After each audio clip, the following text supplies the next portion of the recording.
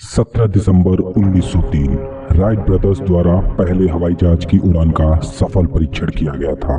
हालांकि वो एक छोटी उड़ान थी, लेकिन उस छोटी उड़ान ने मानव इतिहास की सफलता में एक नया अध्याय जोड़ दिया और कभी बैलगाड़ियों से सफर करने वाले इंसान आज हवाई यात्रा कर रहे हैं और आज के विमान अपनी एक उड़ान में कई हजार किलोमीटर पार कर जाते हैं।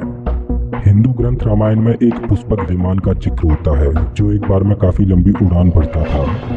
रामायण ग्रंथ के अनुसार हवाई यात्रा करना हजारों साल पहले भी संभव था, लेकिन हम इंसानों ने इस तकनीक को अभी से करीब 100 साल पहले ही जाना है।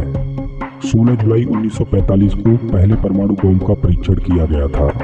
आज के बम इतने घातक हैं कि पल भर में एक बड़े शहर को ही नष्ट कर दें। हिंदू ग्रंथ महाभारत में ऐसे ही सब कुछ तबाह कर देने वाले घातक हथियारों का जिक्र किया गया है, जिसमें ब्रह्मास्त्र तो एक ऐसा अस्त्र था जो एक ही बार में पूरी पृथ्वी से जीवन का अंत कर सके।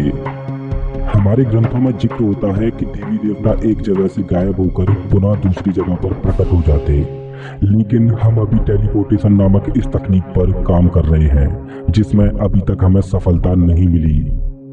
1927 में टेलीविजन का आविष्कार हुआ था। आज हम हमसे हजारों किलोमीटर दूर देश में हो रहे क्रिकेट मैच का लाइव ब्रॉडकास्ट घर पर ही देख सकते हैं, लेकिन हिंदू ग्रंथ महाभारत के अनुसार संजय नामक कैरेक्टर ने पूरा महाभारत का युद्ध लाइव देखा था। अब सवाल ये है कि क्या हमारी आज की तकनीक ज्यादा एडवांस है या हमसे भी ज्यादा टेक्नोलॉजी रखने वाले लोग इस धरती पर पहले भी राज कर चुके हैं। अब आप कहोगे कि ग्रंथों में जिन पौराणिक कथाओं का जिक्र किया जाता है उस टेक्नोलॉजी पर हम कैसे विश्वास करें। तो चलिए ग्रंथों से बाहर निकलकर पुरानी दुनिया के मिले अवशेषों को देखते हैं और जानते हैं कि क्या उनकी टेक्नोलॉजी हमसे आगे थी। 1879 में थॉमस एडिसन ने इलेक्ट्रिक बल्ब का आविष्कार किया था, लेकिन आपको क्या लगता है कि क्या हम अकेले हैं जो इलेक्ट्रिसिटी का उपयोग कर रहे हैं। 1936 में इराक में एक चट्टान के टुकड़े में से प्राचीन आकृति मिली और ये 2000 साल पुरानी थी। जब उस वस्तु का अध्ययन किया गया तो पाया कि वह एक बैटरी थी, जिसे बैगडेड बैटरी या पार्थियन बैटरी बोलते हैं। ये बैटरी 3 पार्ट से मिलकर बनी हुई थी, सिरेमिक पार्ट, कॉपर ट्यूब और आयरन रॉड। हम जानते हैं कि इलेक्ट्रिसिटी का हमारा इतिहास अभी ज़्यादा पुराना नहीं है, लेकिन ये पार्थियन बैटरी बताती है कि इलेक्ट्रिसिटी हमारे द्वारा ही नहीं बल्कि हजारों साल पहले भी इस्तेमाल की जा चुकी है। आप अपनी स्क्रीन पर जो तस्वीर देख रहे हो वो हजारों साल पुरानी मूर्तियां हैं जो आजकल के एस्ट्रोनॉट्स की तरह दिखती हैं, जिससे पता चलता है कि अंतरिक्ष में लोग हमारे समय में ही नहीं बल्कि हजारों साल पहले भी जाते थे। इस तस्वीर में आप हजारों साल पुरानी कलाकृतियों को देख रहे हैं जो देखने में आधुनिक विमानों की तरह लगती हैं। सोचने वाली बात तो ये है कि अगर उस समय विमान नहीं थे तो इन कलाकृतियों को क्यों बनाया गया। आजकल मार्केट में केवल वही खिलौने मिलते हैं जो या तो किसी मूवी में उस टेक्नोलॉजी को इस्तेमाल किया गया हो या फिर वो टेक्नोलॉजी असल में हो। ये हजारों साल पुरानी कलाकृतियां साबित करती हैं कि हजारों साल पहले भी विमान उड़ा करते थे। ये है इजिप्ट के एक मंदिर में नक्काशी की हुई तस्वीर।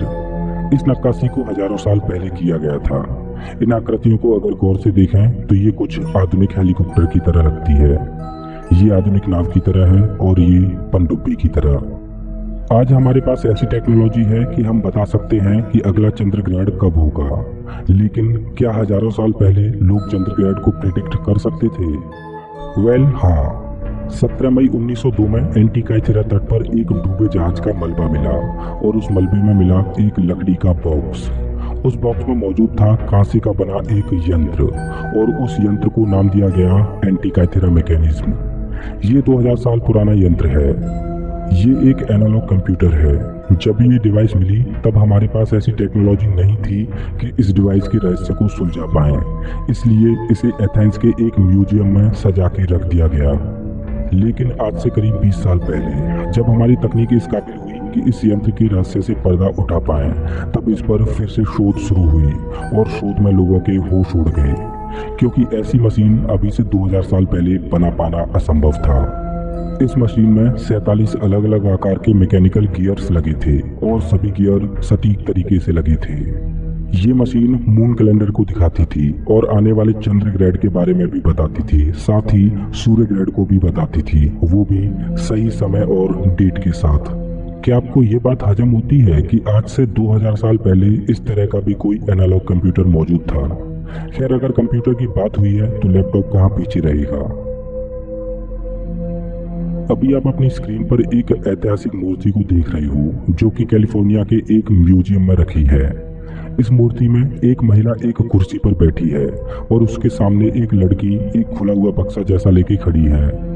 लेकिन अगर इस मूर्ति को गौर से देखें तो ऐसा लग रहा है कि खुद महिला ने ही इस बक्से जैसी चीज को खोला है और वो इसके ऊपरी भाग की तरफ देख रही है।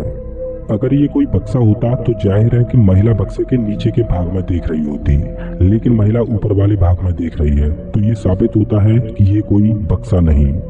इस बक्से के नीचे के भाग में देखें तो 2 छेद नजर आते हैं जो शायद मॉडर्न लैपटॉप की तरह यूएसबी पोर्ट और पावर पोर्ट हो सकते हैं। खैर, ये मूर्ति हजारों साल पुरानी है और ये दावे के साथ नहीं कह सकते कि ये एक लैपटॉप ही है। चलिए अब आपको एक रहस्यमय किताब के बारे में बताते हैं। साल 1912 में एक बुक डीलर वल्फ्रेड वॉयनिच को एक रहस्यमय किताब मिली। इस किताब पर कोई भी टाइटल नहीं था और ना ही इस किताब के लेखक का नाम लिखा था।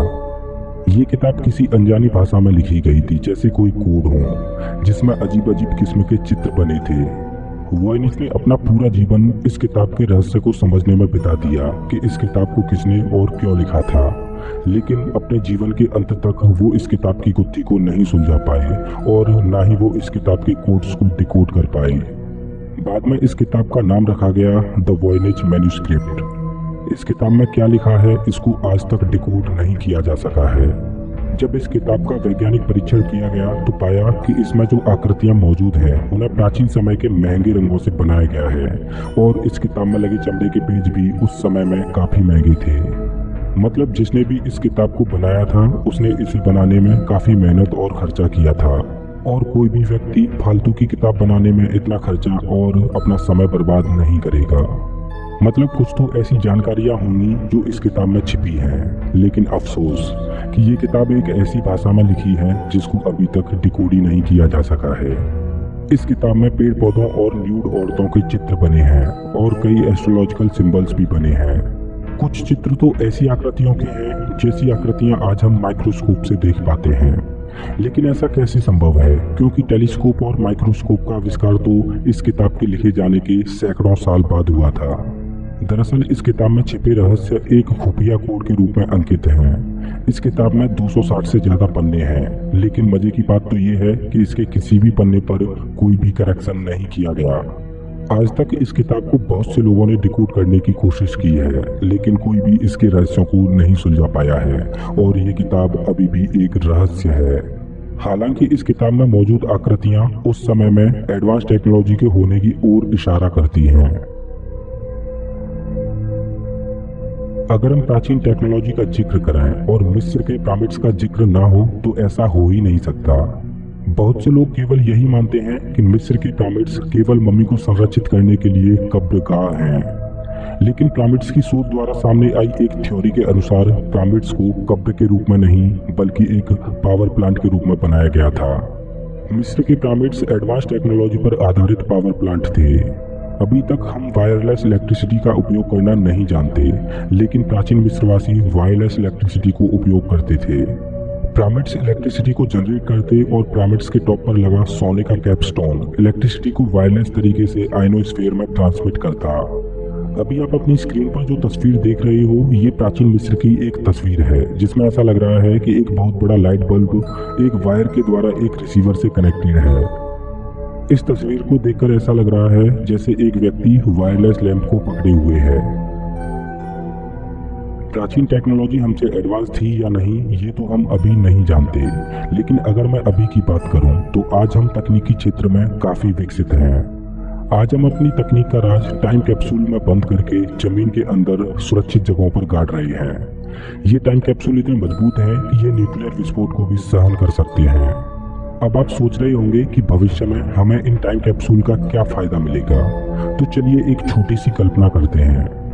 वैसे भगवान ना करे कि ऐसा कभी हो, लेकिन बाई चांस हमने वर्ल्ड वॉर 3 लड़ा तो आज के घातक हथियारों को देखते हुए इतना तो तय है कि पृथ्वी पर बहुत कुछ नष्ट हो जाएगा, या फिर अगर कोई उल्का पृथ्वी से टकराता है तो वो पृथ्वी पर सब कुछ खत्म कर देगा। मान के चलें कि पृथ्वी पर सब कुछ खत्म होने के बावजूद भी किसी टापू पर इंसान बचे रह जाएं और हजारों साल बाद वो पृथ्वी पर फिर से फैल जाएं, तो वो लोग अपनी टेक्नोलॉजी को फिर से नए सिरे से शुरू करेंगे। अब मान के चलो कि उनमें से किसी को हमारे द्वारा दफन कोई टाइम कैप्सूल मिल जाए और वो हमारी भाषा को समझ पाए, तो उनको अपनी टेक्नोलॉजी को बूस्ट करने का एक मौका मिल जाएगा और बहुत ही कम समय में वो तकनीकी तौर पर इतने विकसित हो जाएंगे जितने आज हम हैं। ये है टाइम कैप्सूल का फायदा। अब सवाल ये है कि जिस प्रकार हम टाइम कैप्सूल बना रहे हैं, तो क्या प्राचीन लोगों ने भी अपनी टेक्नोलॉजी का राज टाइम कैप्सूल में बंद करके हमारे लिए छोड़ा होगा? अगर उन्होंने टाइम कैप्सूल बनाए हैं तो वो कहाँ हैं? समुद्र में, पृथ्वी की गहराई में, या फिर भारी भरकम स्ट्रक्चर यानी पिरामिड्स के अंदर? खैर, हमें अभी तक ऐसा कोई भी टाइम कैप्सूल नहीं मिला जो एंशिएंट टेक्नोलॉजी को उजागर कर पाए। मैं आपसे एक सवाल पूछता हूँ और मैं चाहूंगा कि इसका जवाब आप कमेंट बॉक्स में जरूर दें। क्या इस धरती पर एडवांस टेक्नोलॉजी को उपयोग करने वाले लोग पहले भी राज कर चुके हैं? और हमारे धर्म ग्रंथों में जिस टेक्नोलॉजी का जिक्र किया जाता है, क्या वो धरती के बीते हुए कल का एक वास्तविक सच है? अगर आपको ये वीडियो पसंद आया हो तो लाइक कीजिए और ऐसे ही मजेदार वीडियोज के लिए चैनल को सब्सक्राइब कीजिए, साथ ही बेल आइकन को दबाइए।